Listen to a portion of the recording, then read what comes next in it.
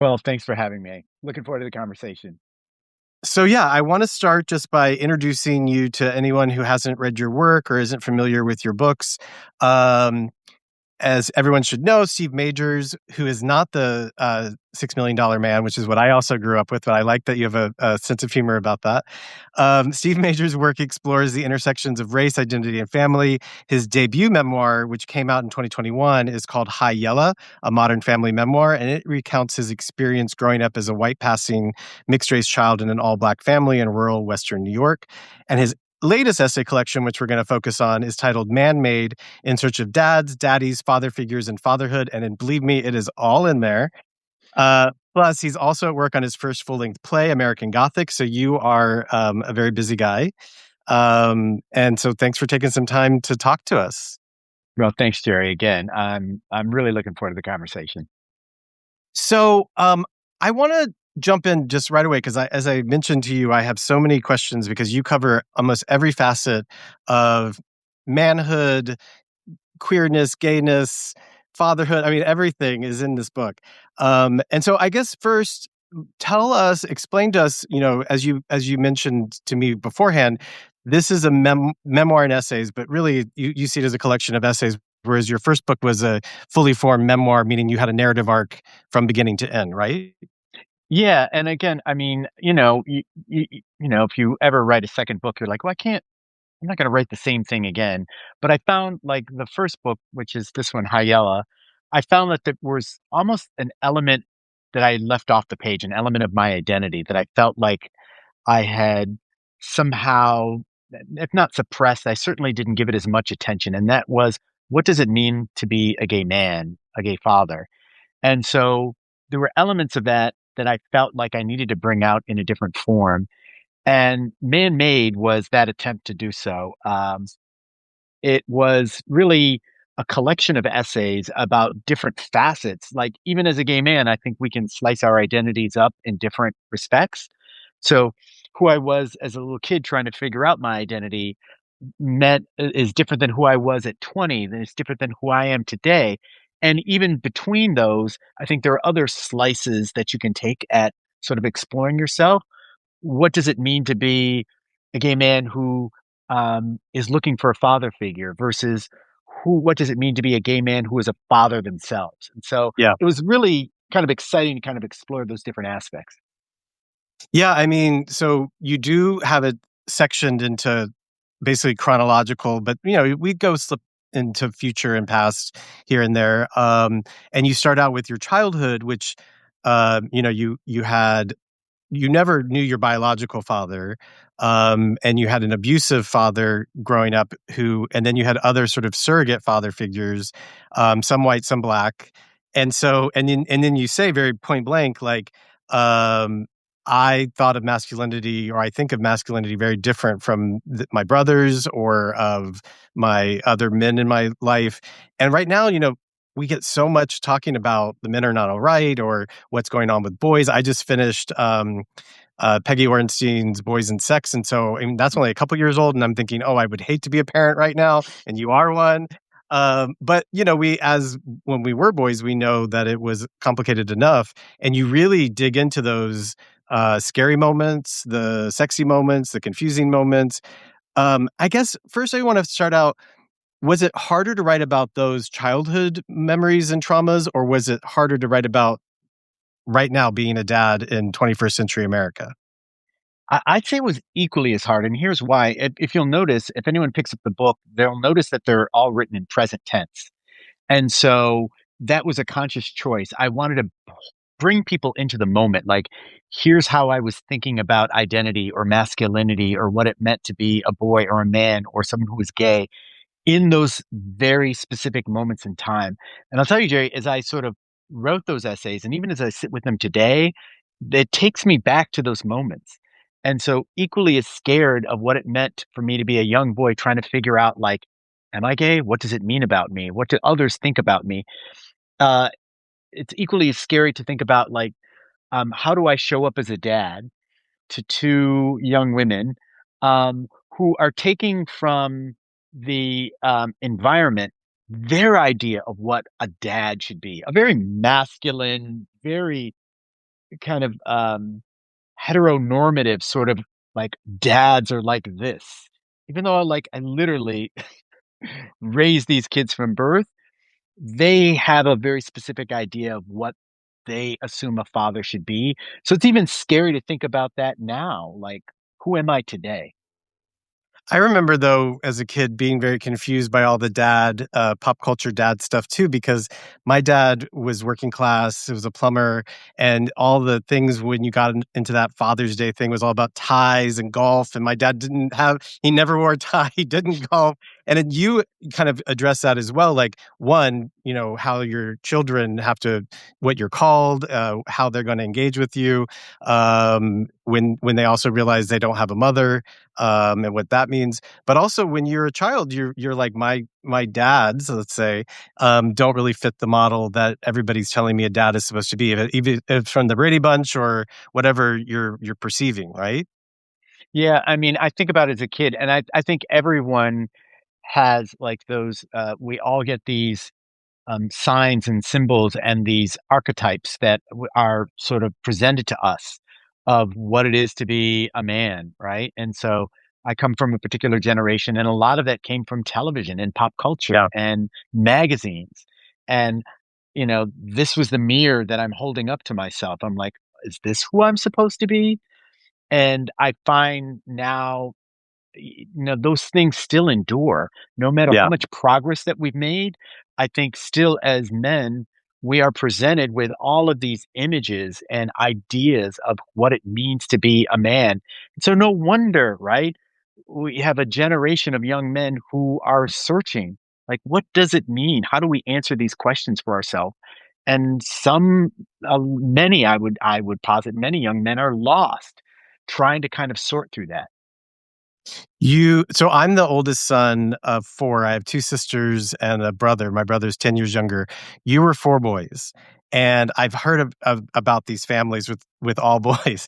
It's almost like it can become feral, and you actually have a scene where, like, you talk about the stench of the room and what your brothers convince you, instead of, uh, peeing in your bed, that you should pee in the corner, and your mom is like, "This place," like, you really go there, right? And you really reveal these things. Tell me a little bit about, I mean, and you've published some of these as excerpts about your brothers. How hard was that to reveal some of these really, ugly truths, and, some of the impact that they had on you, but at the same time having to address, one of your brothers is a predator, 2, I think 2 of your brothers have died, at a younger age. So tell me what that was like. 'Cause it's a hard thing, and everyone always wants to know, how do you write about your siblings? Yeah. Well, I certainly couldn't have written this book 10, 15, 20 years ago.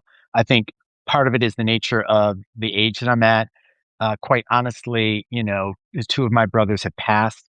It is easier now for me to share some of the darker stories that I might not have felt comfortable while they were alive. But ultimately, I think that readers, when they pick up a book, they want to make sure is the narrator, especially folks who are writing nonfiction or memoir or essays, can I trust the narrator? Are they authentic? Are they truthful? Are they believable and honest? And so I think readers can pick up on where you are not, where Right. you are shading the truth. And so I've always felt compelled to be completely honest with any readers about my experiences, my family. And, one of the things that I hope comes through is especially I think in my first book, I try to be as hard on myself as I am on anyone else that I write about. So, warts and all, I'm willing to talk about things that I might not be so proud about, things that I'm ashamed about, things that I wish I had done differently, things about myself that I wish, were different. And in that way, I feel um, especially for my siblings or my family members, I can say, "Look, I'm taking as good as I'm getting as good as I'm giving." Right? Yes, I'm the one who's deciding. Ultimately, I'm filtering what I say about myself, but I try to be as hard on myself as I am on others. Oh, yeah, I mean, you definitely don't, spare yourself at all. But how was that? I mean, so, I write personal memoir, we publish a lot of personal memoirs. Um But often when I'm workshopping things, especially if it's in a mixed group of non-gay or non-queer people, I'll get a lot of negative criticism or not wanting me to be so, blunt about sex or about some of these things, and you go there. Did you receive any of that kind of feedback from some of your readers? Like, they're like, "Are you sure you wanna tell us this? Are you sure you wanna go there?" No, not for my readers, but I will say it was a honest conversation that I had with my husband, right? And, he is, one of my first readers of everything, and he's always like, "Wow, it's all out there." And I'm like, "Yep, it's all out Yeah. there." And we have an honest conversation with it anytime I publish anything. I never want him to be surprised. But ultimately, I come back to, folks who are straight, they write about their sex lives. They write about their sexcapades. They write about their Mistakes? loves and their mistakes and their losses in ways that nobody else judges. And so I had to like hold myself to that same standard. If I were straight in writing about these things, would would I still be would I still even doubt myself, or would I still feel compelled to self-censor? And so, allowing me to step outside of myself and my identity and to hold myself to that standard made it that much easier. I'm like, "Well, other people have written, honestly, much more Mhm. explicitly than I ever have about themselves, and the only difference is our identity." And so, in that way, that gave me permission to be pretty honest and pretty blunt. You do say that you wish that you'd been able to have a connection with your brothers sooner, but because of being gay and having to protect yourself, you did feel distance from them, and then you lost some of them, so you never were. I mean, obviously, we all have regrets, but it was a really dangerous and scary time. I mean, do you see that there could have been a way that you could have connected with them and not been abused? No, not I would say I only speak in my family. No. I mean, I grew up in a family, that, regularly used the F slur and talked about, um, anyone who was gay or smacked of being gay as being less than, deficient, criminal, predatory. And so, as a young boy, as a young man, I don't know if there was any way I could have overcome their perceptions of what it meant to be gay any earlier than I did. Now, to their credit, like when I did come out to them, I never received any backlash from any of them. And I think that is it's the change in the times. I think that their attitudes changed as the times changed. I think that, um, truly, they always knew. They always had a hint. It was just something that perhaps they hoped wasn't true about me. But I think, I lived my life. I've lived my life in a way, that they respected me and loved me and got to a point that, when I told them, they understood that I'm still the same person. They still have the same love and affection for me that they did before they knew. Um, but I just don't think that they would have been ready for it, even if I Yeah. was.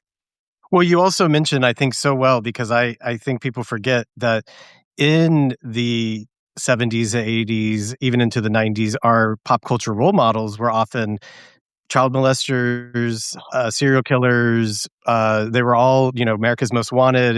They're gonna, that was what I remember Andrew Cunanan being like, oh, he's gay. Like this was like a huge deal. Um, so when that is the mainstream perception, and so if you were to come out to somebody that you aren't sure what they might think, "Oh, immediately, you're a child molester, or you're gonna be a drunk or a killer," like, how I mean, obviously, you write about this so eloquently, how you got over that, and it took a long time, um, but I love that you went there with the idea that pop culture, that was the pop culture. Oh my gosh, I can't tell you. I grew up in a time where, there were just 3 major networks and, anyone who was gay, what I mean, these were the tropes. They were a child predator. They were ostracized by their families. They were, victims, right? Villains or victims. Those were the only 2 roles that anyone in pop Yeah. culture who was gay was allowed to sort of inhabit. And then you watched a slow but meaningful change, and, you know, I remember those moments, I remember those characters on television, even if it was I'm going way, way back, talk shows like Oprah and, Donahue, and when they were first brought and magazine articles like in Time and Newsweeklies, when they were first allowed to sort of step out of the shadows and be seen as sort of three-dimensional human beings and people who are not that. And that was just reality TV. And then there were the fictionalized versions of folks.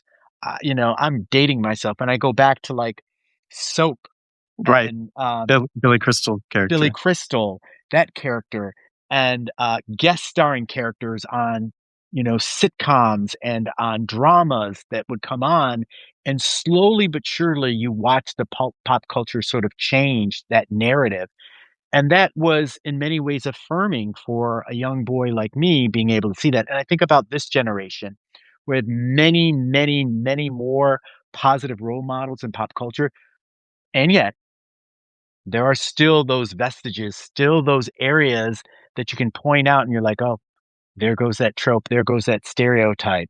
Um, and some are even meant to be positive, but they are so limiting, right? Yeah.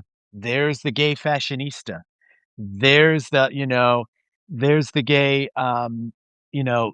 there's the stereotype about like sort of the rugged lesbian or the effeminate gay man or, the promiscuous, bi person.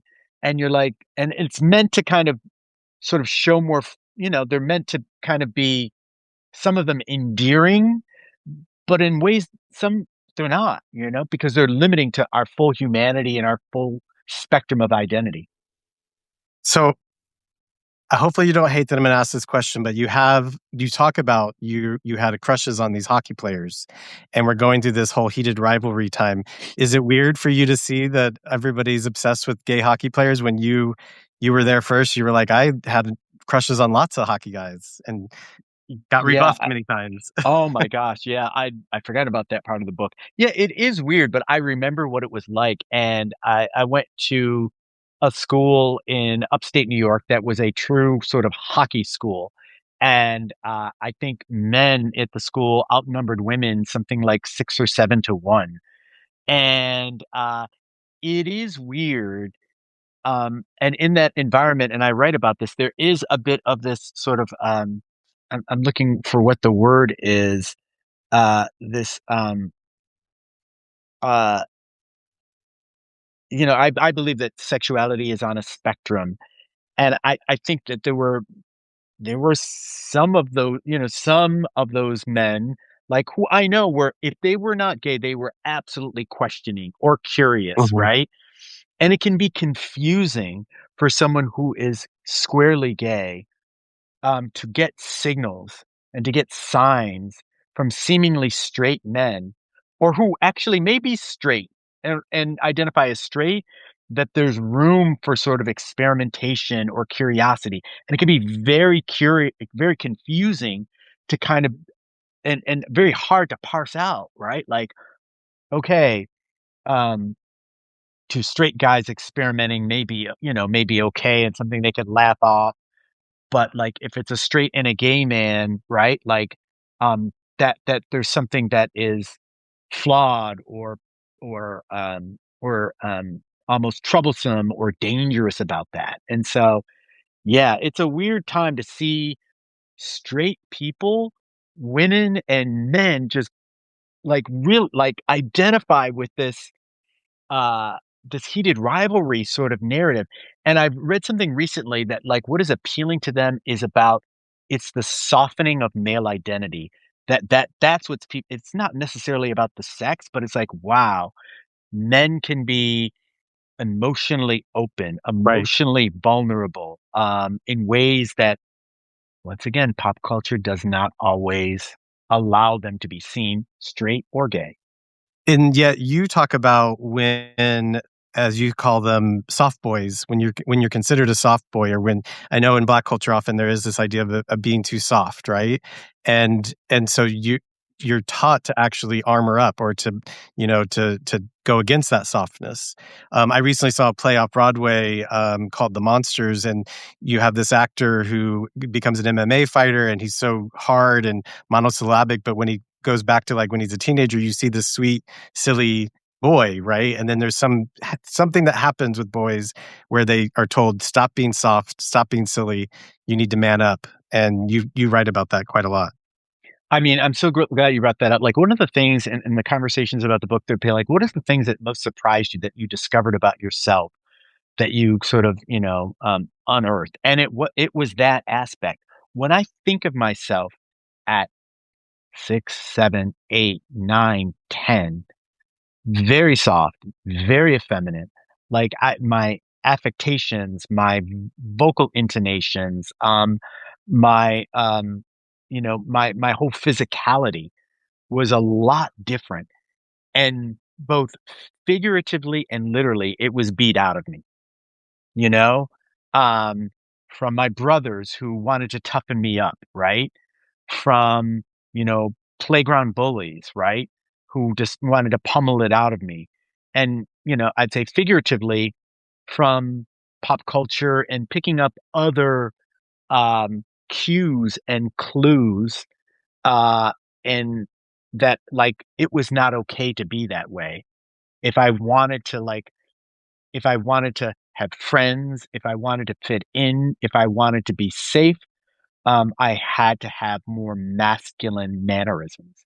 Right. And it becomes so ingrained in you. You wake up one day and you're like, how did I become this person? Like, whatever happened to that soft, more vulnerable, more emotionally open, um, more emotionally attuned human being? Mhm. Where did that little boy go? I don't know. It's so far removed from who I am today, but I feel a sense of loss too for that little boy. But you're also searching for somebody, so you at one point talk about going on an AOL chat room and meeting a guy that you call Sir, and you said, some people were going there for sex. There was even maybe straight guys who were all being going there to be trained to be a man. Mm, Tell us a little bit about Sir and about that experience. yeah, it's just so fascinating. I think back on this period of my life, and look, I don't know. I know what I was looking for a couple of things. I think number one, I was looking for a father figure. Mhm. I Not every gay man is looking for a father figure who decides to kind of explore that realm of identity.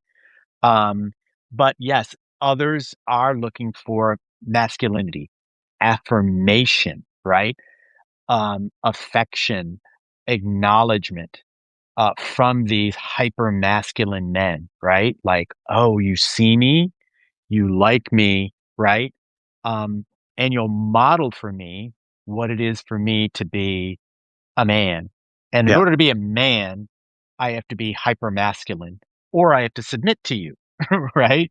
Like Right. there's another element of it, like it's a little, oh God. I mean, there's something tied up in, uh yeah, I will teach you to be a man. And so do Yeah. these manly things or so this was, many, many years ago. And that's what I was looking for. And I didn't realize it. And I have no regrets about it, like a little embarrassment, but it was something that I needed, I guess, at that point in my life. And this was someone who thought that like sort of physical discipline and domination of like sort of my actions was somehow something that he needed to give to me, and he divined that it was something that I wanted. And it's something I kind of had to grow out of. I'm like, I get like I am a man, right? I like no matter how I show up in the world, I am a man. Like that's just my expression. Has nothing to do with my biology, Mhm. and it has nothing to do with my identity. Mhm. It's a conscious expression of myself. And Right. that can look many different ways. You can have very effeminate men and very masculine men. The expression can vary widely, but it doesn't come from something that somebody gives you. It Right. is something that you decide it's on your own. At the same time as you acknowledge you're looking for a father figure, but you're also just looking for what you think love is. And so I'm curious, it comes up many times, like how do you define love? Like, and then obviously we're talking about romantic love, but we're also talking about filial love. We're talking about different types of love, but you really grapple with like, are these moments where I'm also looking for this thing? Is it just love that I'm looking for? Yeah. I think an element of it is, absolutely. And I think you have to sort of parse it out differently. And so, clearly in that stage of my life, I was looking for love, right? But I was looking for many other things, and some things I was substituting for love too, right? And I think what I appreciate about the book when I reflect about it, when I even look at, you mentioned this, it's organized by different stages of life. So everything from boyhood to brotherhood to bachelorhood to adulthood and manhood and fatherhood, and the essays are contained within those sort of thematic headings, and and at each stage, right, I can honestly say I was looking for a different aspect of love, right? Sometimes I was getting it, sometimes I was not. Sometimes I was substituting different things for it, whether it was sex for love or a relationship dynamic for love. And and even as a father now, right? Looking for love from my daughters and what does that look like and what should the expectations be about how they see me as a father and whether they love me enough. And I just think it's fascinating to be able to reflect on different aspects of your life through different phases of your life and think about what was it that I was looking for in that moment? What did I get? What did I give? And what am I still looking for? Right. So I wanted to read a section. It's actually at the end of the chapter or the essay that you titled "Dirty Old Man." It's just the last three paragraphs on my copy. It's on page 74. And this is what you wrote. Like many young men, I first convinced myself I'm looking for a sexual coupling to bridge the gap in my life. It takes years for me to understand what I need is an emotional connection. Like a sixth sense, this man and men like that have the ability to tune into the vulnerabilities of other men and boys. And when they do, they use psychological coercion, physical force, and sometimes a boy's drunken consent to fulfill their twisted desires. We gay boys and men may think we are the hunters looking for our first sexual conquest, but sometimes, all too late, we discover we are the prey. Mm. I mean, I definitely have been there. So I bravo to writing that. Tell us a little bit about getting to that point of understanding. Yeah, and I'm going to just read a sentence from the beginning of the chapter, and I think Mm, this kind of bridges it. And it is, when it comes to sex and relationships, men are said to relish the role of hunters. It's a toxic attribute that applies to some of us, whether straight or gay. And so mhm, I talk about this idea that, I guess, um, we're socialized to be the hunters in relationships and to go out and to sort of seek these things, to have sexual conquests, to have romantic liaisons, right? To get, to acquire, to have, to hold, to pull close. And yet, when I reflect on my the experience of how I've been treated, like when I was the one being conquered or I was the one being sought, right? I think it's I I think about the times that men have used um everything from alcohol to physical force to coercion to shame to to conquer me, to take those things from me. mhm, And I think about the times, quite honestly, when I have done the same. And perhaps not to the extreme that other men have, but I can honestly say there are times, and I am not proud of them, and I would hazard a guess that this is true for many men, straight or gay, many, the majority, where we have taken something from another man, in this case, in the context of this conversation, to get what we wanted, right? right. their self-esteem, money, their physical safety, their um their freedom of choice. I mean, even small things in order to get, if not even sex, their attention, their love, their proximity to them. And so I think we all have to grapple and think about that in our lives and relationships. Are there things that we have done to other men in the for the sake of love or sex or friendship that we regret? Right. Absolutely.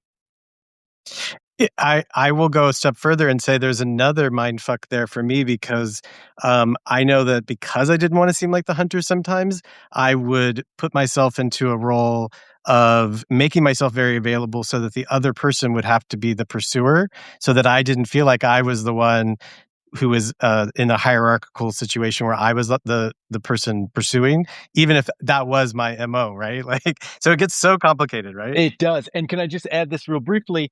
It it has nothing to do with masculinity. It Right. has nothing to even do with the spectrum of queer identity. It has nothing to even do with people's like how good a person they are. I think even the best person, right? Like has done this. And I think we just need to reckon with it. Yeah. So let's talk about the black gayness of it all, because you really grapple with that as well, especially not feeling black enough and even having your daughter at one point, you're wondering like, oh, does she not see me as black because I'm not her shade? And colorism is obviously a huge thing. And you wrote about it in your first book, and now you also grapple with it here. Um, and then there's the fact that your husband is a Jewish white man, and so tell me about that side of things as well. Yeah, I think, sometimes I carry many identities. I think we all do. I think, even folks are like, "Oh, I come from a European stock or whatever." And we carry multiple identities. And, sort of to kind of crosswalk what it is to be uh, a white appearing, mixed race, but somebody who was brought up in a black family and gay and in a interfaith, interracial marriage with kids who identify as black. It is complicated. And I don't think that I can write about any aspect or facet of my identity with one brush. And so, what it means for me to be gay and black is very different than what it means to be, just gay, right? Or even just mixed race. And I write about this in the book that, an aspect of my identity, like, look, for the benefit of our audience, I write about a lot of gay themes and like it's who I am. And so it's on this page. But the book is also about just the aspect of like sort of identity as a man and as a father. And I write about it in this respect that like it's hard for me at times because I don't think my daughters don't see me as truly black. They don't. Does not matter that like I grew up in an all black family, right? And that they don't see because the world doesn't see me that way. So Right. they see how the world reacts to me, and then so that becomes the lens by which they see me.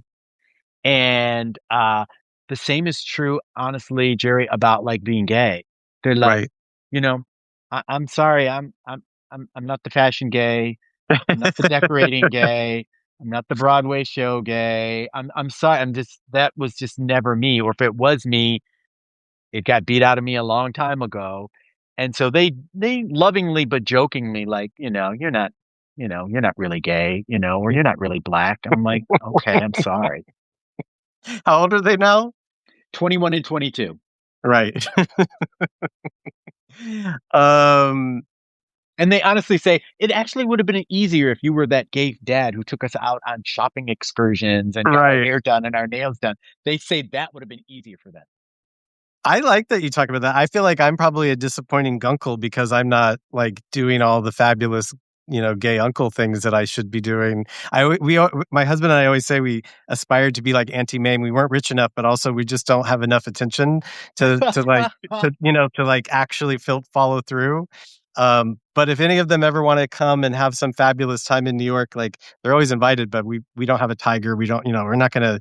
It's not gonna be quite Auntie Mame level or gay level or anything like that. Yeah, they're definitely disappointed in that aspect. They're like, "Great, we got gay dads. Like, could we get better versions?" I'm like, "Sorry, no."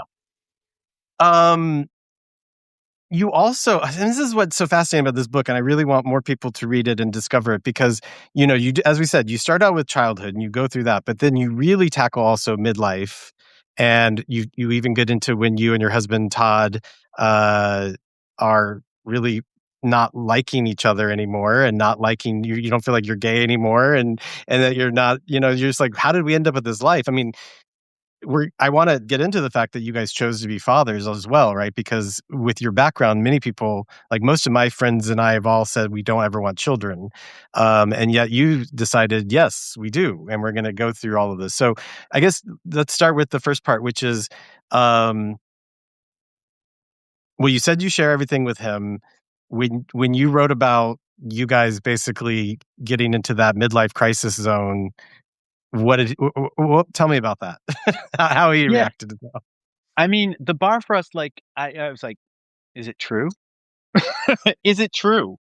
And so that's the first hurdle. Like, if I was writing something that was not uh, true or that was not, even if it's slightly varies from his experience, like, is it in the same vicinity? Like, is it true? And so I've always been in all of my writing, I've always been honest. And so I think that is the reason why he forgives me. It's like, okay, it's true. Like, now that does not mean that, sometimes people are like, oh, I read your book, and he doesn't cringe. And he's like, oh, God. And I sometimes am like, "Oh, you read the book?" I'm like, "Oh, thanks." But, I think that's one of the foundations of our relationship is just sometimes radical honesty with each other. And Mhm. so for that reason, I think that he's given me this range of forgiveness. Like, okay, this is, we are honest with each other, and so we can be honest about each other in other respects. But again, it does not take away some of the cringe moments when people quote things back to us or ask us about aspects of the book. Um, but as consistency has helped. But what about that? About making that big leap, in your 30s, right? When you decided you were gonna be parents, Yeah. and you talked about not being, considered Black or gay enough. I mean, many people would also have this, sort of, I mean, it's gotten more popular to think of gay men as being able to be dads, but there's definitely people who think, "Oh, you can't be a good parent because 'cause you're not a mother and you aren't in a traditional nuclear family," and you must have received some of that as well, like, "Well, you're not really dads." Yeah. I mean, and again, I don't think it was widespread. I mean, I think we tended to kind of end up living in very kind of accepting bubbles. Right? And so that always helped. But I do think that, like, I felt we used to call it our invisible audience. We would walk through airports or walk into restaurants, and, like, it was almost like we inserted thought bubbles above everyone, you know? Mhm. Like, "Look at those 2. What are they doing with that? Are they really the fathers?" Like, or, especially, I think we often felt judged by moms, Yeah. right? Like, oh, and this may not have been the reality, but we certainly imagined it, like, right? Like, you could, and sometimes I know we were like mothers who would just offer us wisdom or advice or help. Like, lady, I got this, really, we're good. Got it. Been through this. Um, and so I know it came from a place of But wanting to isn't that help. something that all parents do and they all hate? Like, everybody likes to give you I advice. guess so. I guess so. I guess so. And so for anyone out there, whoever gave, I know it came from a place of great intention. Just know that you were judged. Rightfully or wrongly, I judged you. Um, but you decided to do it. Like, tell me again, like, what how did you I I I always felt like I had the privilege of not having to be a parent, and you chose this path of, of having to do this difficult thing. Tell me why that was so important. Yeah, I think, you know, uh, Todd and I met when we were, I think, 30. Is that right? No, 33. We met when we were 33. And on our very first, and what was fascinating, we met in an AOL chat room, which, like, for years we hid, like, because, and now, like, oh, Yeah. I'm on Grinder, I'm on Tinder, I'm on fill in the blank, and it's not a thing. No, there was a big stigma, yeah. Like, it was a very big stigma if you met online. But our very first date, we went out for coffee. And I think we were both of that type of life where at that time of life where it's like, okay, let's get real. Like, what do you want out of life? And so it almost felt like an interview. He was almost interviewing me, and I can't. I think he was the first person to be like, "Would you ever want kids?" And I was like, "Yes." And I don't think I'd ever given any. I'd never sort of wrestled over the idea or thought I did or didn't, or it was not possible or hard it would be, but from the idea of having a family or being a part of a family. So when I think about like a very rough upbringing that I had, like the idea of having a family and being a family was always very important to me. I don't think I ever thought through about like, oh, that means raising kids. And so that was we aligned on our values, what we wanted out of life, and having a family was very important to both of us. And and so I think before we knew it, we just started on this path, and then it happened. We're like, oh, I guess we're raising kids. Yeah. That's the path to having a family. And I think in many ways we sort of backed into that. Yeah. Yeah. Um, so we've covered a lot. I do wanna ask you, though, it's so hard to publish a book like this. Tell us a little bit about your journey into crafting it into what it is and how you got it through the goalposts of actually getting it published. Yeah. Because I think it's really important to have these types of books, but it's so hard to find somebody to publish them. Oh, very much so. I mean, I think it helped that I had written a previous book. So like, oh, this guy, I guess, can write. And I think for me, and we had this conversation, like they are standalone essay. And so I've had a lot of experience just personally and professionally doing a lot of essay writing. And so if I can nail an essay, right, like that's all I focused on. Did I nail the argument? Like, can it stand alone by itself? And Mhm. is it strong enough? And so when I got to a point where some of these are things that I had put down on paper years ago. Some of them are sort of beginnings of blog posts that I had done. Others were ideas that I sort of wanted to explore. And when I sat down and looked at them in aggregate, I'm like, there's a thread here. I've been writing about this search for identity, this understanding of masculinity, my struggle for different aspects of what it meant to be a man. So I was able to kind of first write the essays, and they may have been in different places and in different spaces. And then when I threaded them together, I'm like, there's a through line here. And that was sort of a hard part in terms of the Mhm. craft. Like, how do I pull it all together into cohesive piece? And then in terms of like getting it published, I would say I've had quite a good luck with academic presses with strong literary imprints. There are a number of universities out there with literary imprints that are national award winners, that are Mhm. national bestsellers. And that route to me felt more accessible. And I'm impatient. I don't want to wait for like one of the big three publishers to discover me one day. And so for me, it was less about um, the prestige of the imprint or the amount of the advance or Right. potentially, whether it was in Barnes and Noble, like, is it accessible? Can anybody who want it find it? Right. And so I lucked upon the University of Wisconsin Press, Yeah. a really solid literary imprint, and that's what you see here today. Yeah, they have a very long history of publishing great, queer literature, both nonfiction and fiction. Yeah. Yep. Yeah. Um, so how do I craft this question? I you know, there's a way of writing your story where, um there's a trauma plot, right? And in a way, you're interrupting that trauma cycle, which is something that people maybe at one point used to say that phrase. I don't know if they still do. And I'm curious about your gay or queer identity and if you feel like it gave you the key to be able to change that. Because one of the things I see is being an outsider, you're like a triple outsider, right? Like you're just an observer trying to figure out the world, and being a smart young human, you observed and you figured out a way to fix it. Or did you? Like, what do you feel like your gayness actually helped you get out of that cycle? This is fascinating. This is a conversation that like goes back for me decades. There was sort of a friend slash mentor of mine who used to talk about the exceptionalism of being gay, Yeah, right? Like, what is it about being gay that makes you exceptional? And part of it is like, this as gay men, like we tended to overachieve to yeah. kind of sort of mask other aspects of our identity. So we overworked, overachieved, like in our careers, right? And we needed to be the good boy. The good boy. Yeah. Absolutely.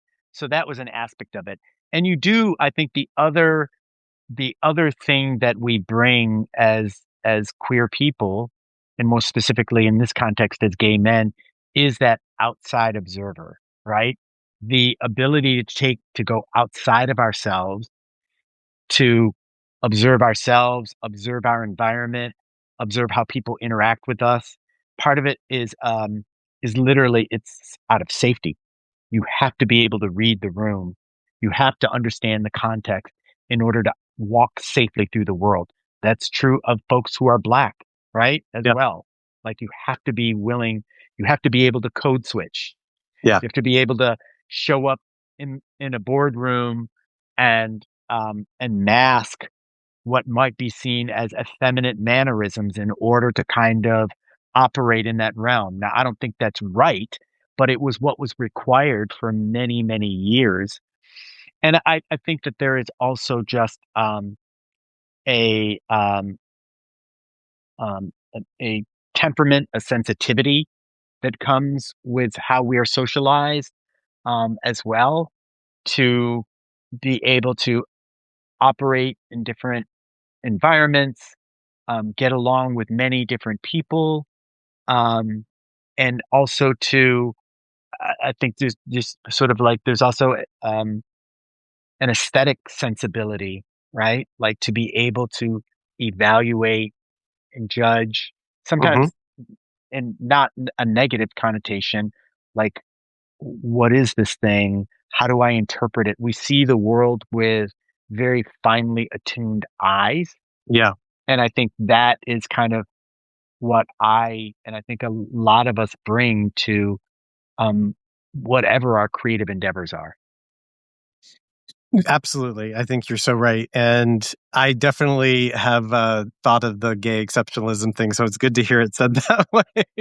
And I also learned that that wasn't the case. Like before I met any other gay people, I thought it was definitely true as well. And then well, you kind of go into that when you are hanging out with the gym crew or the WeHo guys who are criticizing everyone. That's a good Yeah, scene. there's a flip side to that, right? Like, that we yeah, you can't and then there's an aspect of it that people want to set themselves above and apart from others, and that is the toxic aspect of it.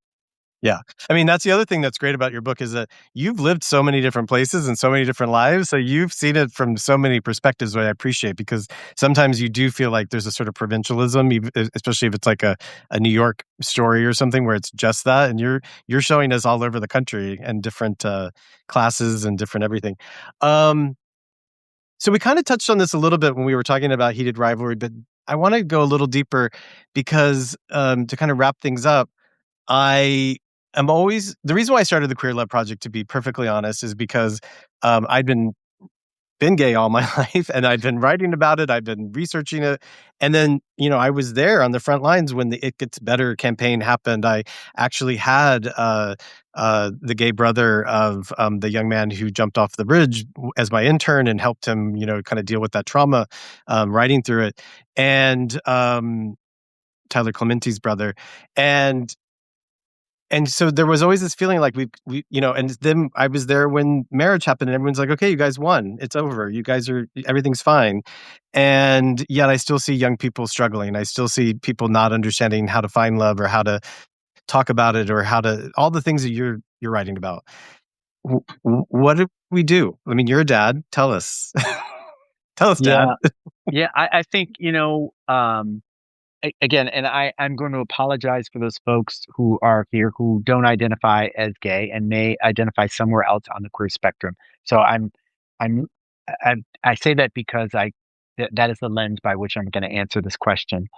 And that is, I think the other thing that I discovered in writing this book is that young men, boys, we take our cues from so many different places, even outside of our own nuclear family, about what it is to be a boy, a man, to be gay, to find love.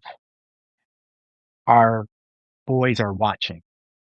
And I share an anecdote in here. It's a funny anecdote about a gym teacher. When I was little, and an sort of an embarrassing anecdote about me not knowing what a fly was. And I still hold on to that memory today. And I think about our boys are watching. They don't have to be, part of our family. Every interaction that we have with young men, they're taking clues and cues from us about what it means to be a good man, a good human being, a good partner, a good spouse. And so that's what I think that is what we do about it. We need to be more mindful that we are modeling for young men right now in many different ways. Yes, they're getting it from pop culture. Yes, they're getting it from their own families. Yes, they're getting it from friends, but they are getting those cues from so many different places. And so our actions, our words matter. I That's mean, what we do about it. I know this is a big question, but how do you deal with that as a dad and a parent? Like, obviously, your children are now adults, but you're still there worried about them. And there's so much toxic stuff in the media and on social media, on everything coming out all different places. Is it just like, don't pay attention? Or is it trying to be louder than those other voices? Yeah, I think it is trying to be louder. And I think and louder is relative. I think the small moments count. I think about, a young man that my daughter was dating and me being, hey, I'm like, hey, dude, that's not, no, you don't. And it had nothing to do with how he was treating my daughter, but it was like, no, as men, we don't do this, right? We do this. And that was a very small moment. And, but I hope that's something that he carries with him in what other relationships that he has out in the world. And even in the workplace, again, I speak from my own experience. Like I've had a lot of male mentors, good and bad, who thought all they were teaching me about was like, here's how you are a good worker or a good employee. In many ways, they were giving me lessons on being a man, and they had no idea what I was taking away from their interactions or watching how they operated with other people. Small moments and big moments. Right. And so it matters, especially in the world that we live in today, how we show up in the world, not even in terms of our identities, sort of our identities and our orientations, but as human beings. Mhm. And I think that's kind of the sort of micro lesson that I got out of the book and sort of the macro message I would give to folks who are watching us today. Well, Steve, this has been great, and as I told you, I could probably talk to you forever. Hopefully, we'll talk again because you have a lot to share. And I just want to make sure people know that they can find both your books, High Yella and Man Made. There you go, Man Made, and that they're available in ebooks as well. And High Yella is actually an audiobook, but Man Made needs to be an audiobook as well. But I think you should read it because it would be great. And anybody who's also listening to this or coming to this and is already not a subscriber to the Queer Love Project, I just want everyone to know that it's a platform that we have on Substack. It's free to be a subscriber. We publish personal essays every week, interviews, questionnaires, other things like this. So thanks so much, Steve, for joining me. And this has been a pleasure. Same here. Appreciate it. Thanks so much, Jerry. All right. Talk to you later.